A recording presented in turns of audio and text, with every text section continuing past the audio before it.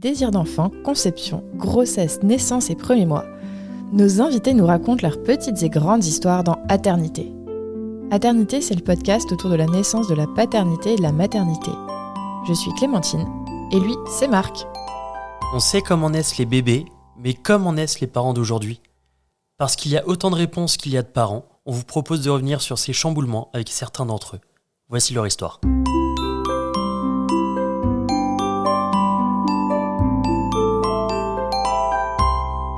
Bonjour à toutes, bonjour à tous. Aujourd'hui, on part à la rencontre de Coralie et Vincent qui vont nous raconter leur histoire. Bonjour Coralie. Bonjour. Bonjour Vincent. Bonjour. Et bienvenue sur Aternité. Pour la deuxième fois, on enregistre en Ardèche, à mi-chemin entre Castres, où vous habitez à 3 une semaine sur 2, et en amoureux le reste du temps, quand le petit prince est chez son père. Donc Coralie, tu as 36 ans, tu es la maman du petit prince, qu'on appellera comme ça pour pas l'exposer. Et du coup, ça fait 7 ans que tu es maman. Oui. Dans la vie, tu es... Alors, redis-moi le... AESH. Voilà, qui veut dire... Accompagnante d'élèves en situation de handicap. Merci. Et tu m'avais dit que tu aimais beaucoup le sport et notamment le yoga. Ah oui. Voilà. Ça n'est pas un point commun. Oui. Est-ce que tu voulais rajouter quelque chose ? Non. Non, je suis l'amoureuse de Vincent aussi. La fameuse. La fameuse, c'est moi, oui. Non. Alors Vincent, tu as 36 ans, tu vis actuellement à Castres avec Coralie, ta chérie, aussi appelée l'amoureuse dans tes posts sur Internet.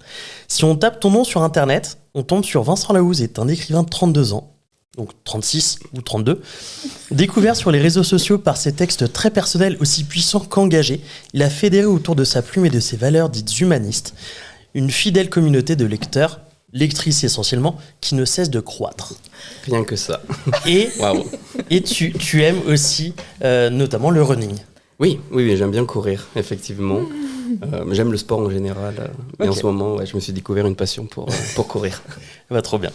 Est-ce qu'il y a des éléments importants de votre histoire perso qui peuvent nous aider à comprendre ce podcast ? Donc, en gros, des éléments qui ont un impact sur votre parentalité d'aujourd'hui. Alors je pense que oui. Alors le fait d'être adopté, puisque c'est pas un secret du coup, puisque c'est un peu l'ensemble de mon début de carrière littéraire, puisque je parle de ça dans mon premier roman.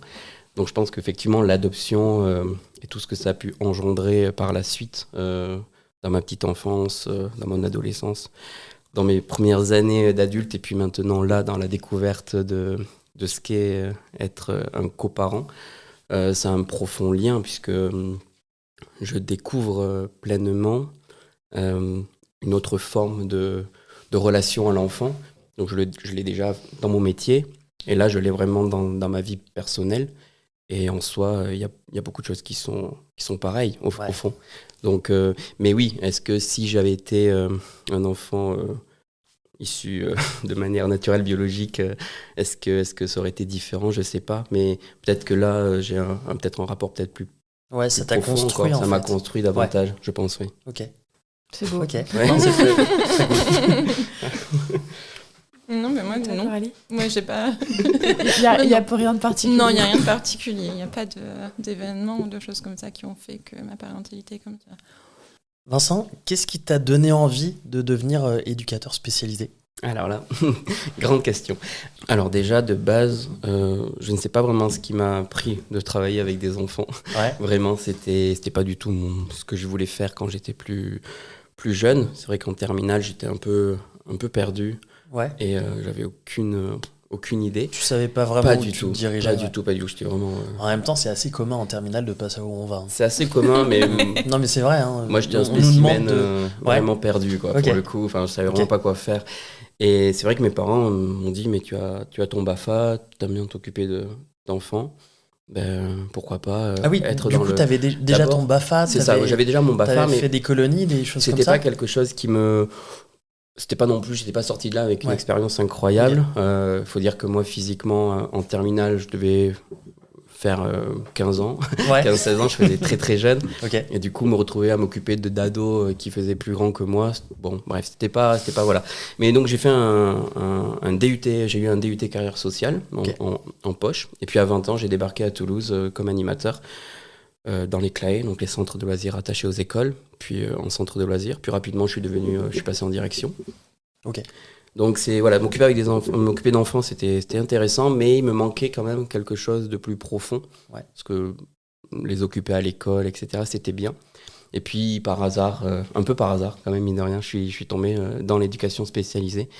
Et là, le fait de rencontrer des jeunes en souffrance, qui rentraient en résonance avec les miennes, du coup, avec ce que tu avais vécu. Avec ce que j'ai pu vivre, bien sûr, là, j'ai compris ma mission, en fait. J'ai compris pourquoi je travaillais avec des jeunes. Et je dis souvent, d'ailleurs, que c'est pas moi qui leur apprends des choses. C'est souvent eux qui m'en apprennent vraiment énormément. Et donc, voilà. Ok. Est-ce que c'est une sorte de thérapie Totalement. Pour toi, Bien sûr, oui. Bien sûr. C'est même... Je sais pas si c'est une force ou une faiblesse. Souvent, je crois que c'est les deux. Mais souvent, je me sers justement de ce que j'ai pu vivre avec eux en leur disant je vous comprends. Enfin, il y a des choses, je comprends aussi. J'ai vécu ce que vous vivez. Les 4 premières années, je les ai vécues en foyer. Je sais ce que c'est en fait d'être déraciné, de pas avoir de parents, voilà. Et en même temps, faut pas non plus que ça en soit une faiblesse, que ils peuvent s'en servir aussi. Pas volontairement, mais ils vont s'engouffrer dans les brèches souvent. Et voilà, donc moi je dis souvent que j'ai un cœur éponge, donc j'absorbe, mais par moments il faut aussi quand même des fois que j'essore de mon côté, parce que sinon c'est trop prenant. Et toi, Coralie, qu'est-ce qui t'a donné envie de devenir AESH ? Alors, avant d'être AESH, j'étais... au tout début, j'étais serveuse. Okay. J'ai fait ça pendant quelques années. J'ai commencé en boulot étudiant et puis en fait, tu te dis, je vais bosser là-dedans et voilà. Et à un moment donné, je me suis dit, c'est pas ton chemin en fait. Il y a autre chose que tu veux faire. Tu te voyais ailleurs. Ouais, okay. Je sentais que j'allais vite faire le tour et que c'était pas là. Donc j'ai passé mon CAP petite enfance avec le CNED. Je l'ai eu et j'ai postulé. Je suis devenue garde d'enfants à domicile. Donc je me déplaçais chez les parents pour garder les enfants. Et durant cette expérience, j'ai rencontré 2 petits garçons qui s'appellent Alban et Gabriel. Je les ai rencontrés tout bébés en fait. Quand j'habitais à Amiens et Ellipse, on s'est retrouvés à Castres par hasard. On avait perdu contact et les parents cherchaient une nounou. Donc j'étais toute faite pour ça. Et en fait, Alban et Gabriel sont 2 petits garçons qui sont autistes et qui ont donc forcément des particularités, qui ne sont pas autistes profonds, qui sont vraiment... super, c'est mes 2e garçons préférés sur la Terre, après mon fils. Et en fait, d'être à leur contact, j'ai appris aussi, comme dit Vincent, j'ai appris sur moi et j'ai appris à m'occuper de ce public-là, en fait. J'ai découvert l'autisme, j'ai découvert le fait de répondre aux besoins d'enfants à besoins particuliers. Et en fait, ça m'a menée progressivement vers le fait de faire un métier en lien avec ça. Donc, j'avais pas les diplômes pour faire éducatrice spécialisée en ESAT, etc. Donc, j'ai postulé comme AESH et j'ai été prise. Il n'y a pas besoin de diplôme Non, il te faut un bac et évidemment, si tu as une expérience avec les enfants, dans le social ou même en soins, tu as beaucoup plus de chances d'être embauché. Et tu te formes sur le terrain. Enfin, tu as une formation à faire, forcément, tu vas pour avoir les bases de ton métier. Et puis, les petites techniques, en fait, parce que ESH, c'est adapter et accompagner l'enfant dans ses apprentissages avec ses particularités, en fait. Lui réduire le stress, lui réduire, la fatigabilité, etc. Et voilà. Mais c'est le métier qu'il me fallait, en fait. Tu vois, au bout de la boucle, c'était ça...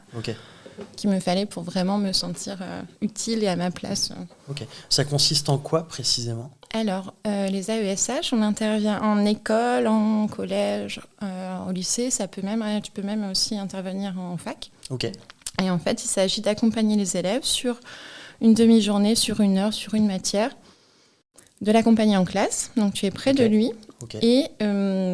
selon ses besoins, selon ses particularités, tu vas devoir soit lui répéter les consignes, lui décomposer les consignes, l'aider sur sa confiance en lui, prendre les notes pour lui. Prendre le temps pour lui, en fait. C'est vraiment faire un filtre entre l'enseignement que donne le professeur à tous les élèves et toi, tu es là pour les élèves à besoins particuliers. Ça peut être dyslexie, autisme, TDAH, etc. Faire en sorte qu'eux puissent apprendre à leur manière en fait. Ok, Tu à vois. leur manière et à leur rythme. Ouais, c'est Ok. ça.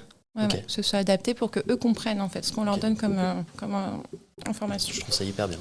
C'est fou quand même que vous ayez tous les deux des Ouais. boulots avec les enfants. Ouais. Il n'y a pas de hasard.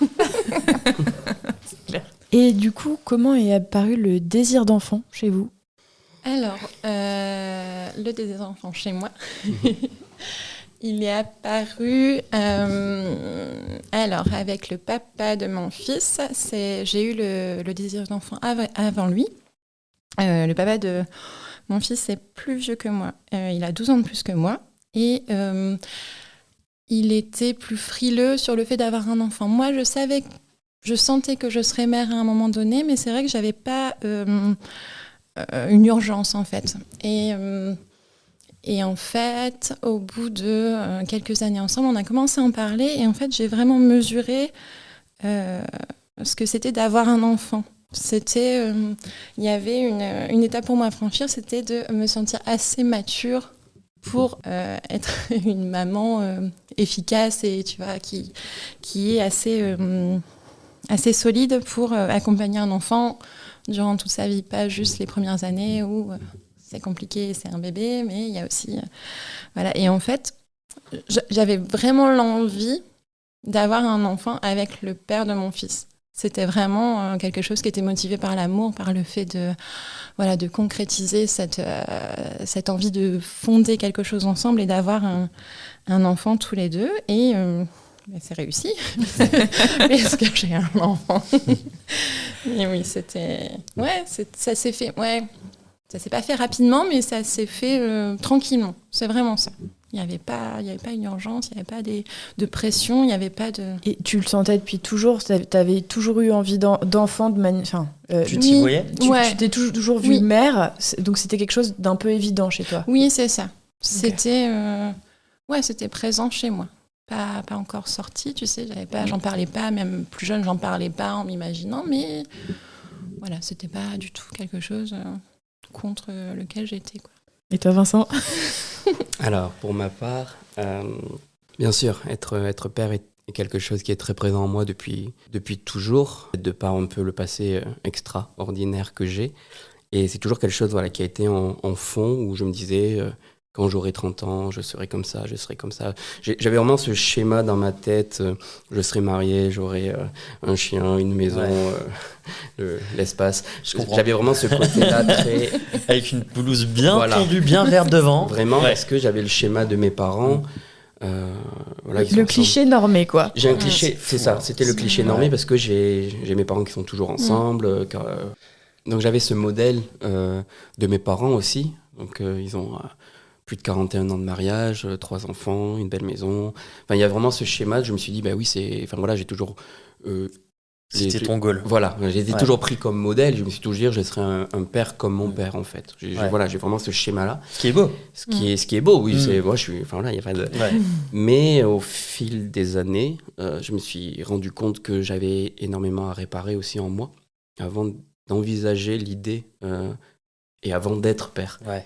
Et au final, les relations que j'ai pu avoir, je les ai toutes abordées. Enfin, mes relations amoureuses, il faut dire aussi les choses telles qu'elles sont. Je vais pas dire c'est la faute du destin. Non, ça aussi, il faut aussi se jeter la pierre, se dire que j'ai pas forcément fait les choses comme il faut pour prétendre à une vie de famille. Ouais. Mais c'est vrai que c'est une envie que j'ai depuis mes 25 ans, je pense, où ça aurait pu et où ça n'a pas eu lieu. Et puis même par la suite, où j'ai été dans des relations où j'ai pensé que, puis au finalement non. Et il n'y a personne à blâmer là-dedans. J'ai pas de rancune, j'ai pas de rancœur. Là. Voilà, c'est comme ça devait être comme ça. Donc j'ai toujours ce désir en toile de fond, mais en même temps, il y a aussi cette petite voix qui me dit, il y a peut-être des rêves qui ne sont pas faits pour être réalisés, qui sont faits pour être réalisés autrement. Et je me rends compte que peut-être par mon métier. Ouais, en fait, j'y allais. Ouais. Voilà, par mon métier, j'exerce justement ce côté parental. Et de par la coparentalité, du coup, je découvre aussi ce que c'est d'être voilà, d'être un père aussi au final, même si j'ai pas l'appellation et même si c'est un peu différent parce que c'est pas un bébé, c'est pas tout ça, mais sur mes jeunes non plus, c'est pas dans mon boulot, c'est pas des bébés, mais en même temps, voilà, il y a cet aspect, dans mon foyer, dans mon SAU, je m'occupe on fait les devoirs, on leur apprend à être propre, à être autonome, on les amène aux rendez-vous médicaux, c'est hyper complet. On se prend c'est le rôle des parents. Voilà, en fait, on a un rôle vraiment parental, alors que nous sommes pas on est leur principale figure d'attachement, donc on se prend tout, on est leur décharge émotionnelle, on se reçoit leur haine, leur amour, leur il y a tout en fait, il y a toutes les émotions, et je me dis c'est peut-être ça aussi en fait, être un père au final. Voilà, donc je suis pas je suis moins fanatique qu'avant où je me disais il faut absolument que je sois père à tout prix. Je me dis il faut que je sois papa, il faut que je sois papa. Je me dis qu'en fait, si ça, au pire, rien et au mieux, tant pis, c'est la phrase préférée de mon amoureuse. Et en fait, je commence à être en paix avec ça, de me dire que j'ai 36 ans et peut-être que mon destin en fait n'est peut-être pas d'être père à proprement parler, d'avoir un enfant. Il y a le statut. Il y a un désir, je me rends compte aussi surtout que, je ne sais pas si ça rentre dans la question, mais il y a un désir très égoïste aussi pour moi. Et ça, je m'en suis rendu compte la dernière fois quand j'étais en séance avec ma psy. Il y a aussi ce désir très égoïste parce que pourquoi je veux un enfant, au fond aussi, il y a aussi ce désir de savoir qu'un enfant me ressemblerait, puisque moi, je ne sais pas à qui je ressemble. Je ne sais pas. J'ai beau me regarder dans un miroir, je ne sais pas à quoi je ressemble. J'ai beau avoir du mimétisme et ressembler à mon père adoptif ou à ma mère, je ne sais pas à quoi je ressemble, ni de la part de mon père biologique, ni de ma mère biologique. Et il y a un peu ce côté peut-être aussi très égoïste de se dire, il y aura un enfant, je sais à quoi il ressemblera, parce qu'il me ressemblera. Il aura mon nez, il aura voilà. Donc il y a aussi ce côté-là, et qui suis-je en fait pour imposer ça, que ça soit mon amoureuse, et que ça soit un enfant, en fait, c'est quand même lourd de se dire, en fait, toi tu es là parce que... Je veux laisser une trace. Je veux un mini-moi. Et même cette phrase est horrible. C'est pas un mini-moi, c'est pas un mini-nous. C'est un individu à part entière. Carrément. Et ça, je le découvre maintenant. Il y a quelques années, il y a peut-être quelques mois encore, j'aurais peut-être pas eu cette réponse-là. Et ce recul. On s'arrête là pour aujourd'hui. On vous dit à la semaine prochaine pour la suite. Bisous. Bisous.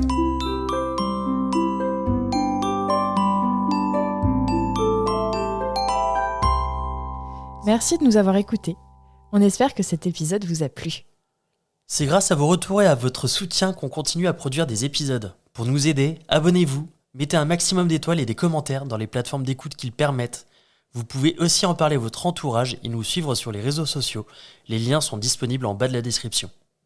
Si l'aventure vous tente et que vous avez envie de raconter votre histoire, contactez-nous via le site aternité.com. Sans accent évidemment. Bisous!